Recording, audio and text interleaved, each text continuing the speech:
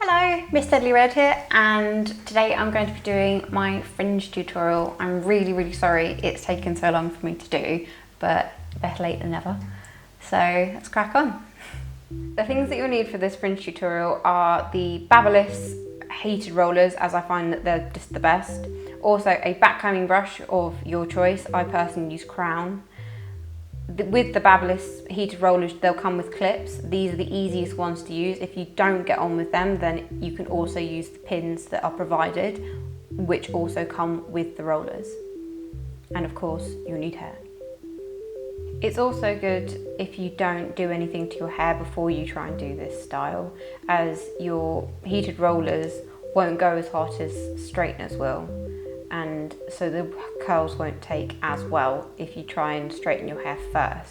So it's good to either just blow dry your hair or just literally let it dry naturally. So you start with brushing all of your hair down to get it as smooth as physically possible. As you can tell, I have a very high fringe. So if you don't have a high fringe, this can make this whole tutorial quite difficult for you. You start off with cutting the hair in half, and then you get it as tight as you possibly can and brush all of the hair again to make it as smooth as possible. You get it at the very tip of your hair, and then you can get one of your big rollers and you start at just shy of the tips of the hair, just so you can tuck them in properly. And then you clip the hair again as tight as you physically can to keep it on your head. Then you get the second part of your hair, which is the rest of the front of your hair, and basically do exactly what you did with the first part. Get it as tight as possible, tuck your ends in, and then roll it down to your head, again, keeping it as taut as you physically can. This is very important. I'm not just repeating myself for the sake of it. And then with the rest of your hair, you don't have to be as tight with this section, as it's the remainder of your hair, and so you want it to be a bit more flowing.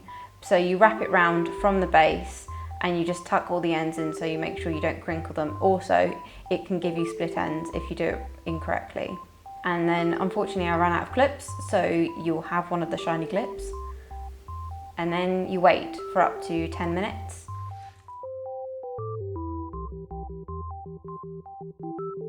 We take out all of the clips very carefully, making sure that you preserve all of the curls.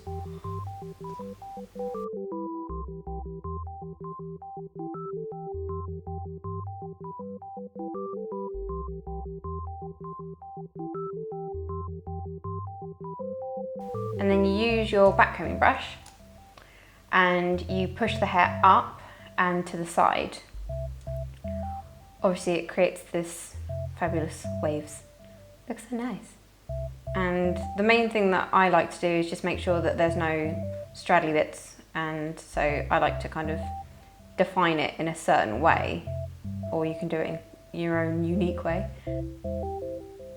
And I use the Silver Cream hairspray because I find it stays on really nicely, it doesn't stick too much, and it keeps your hair together, which is what you really want when you're having a fabulous fringe, obviously.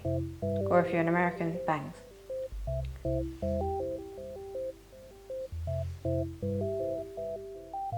And all you need to do is just titivate the rest of it. And yes, I did just use the word titivate. And you can add the rest of your hair to it and just kind of zhuzh up your hair.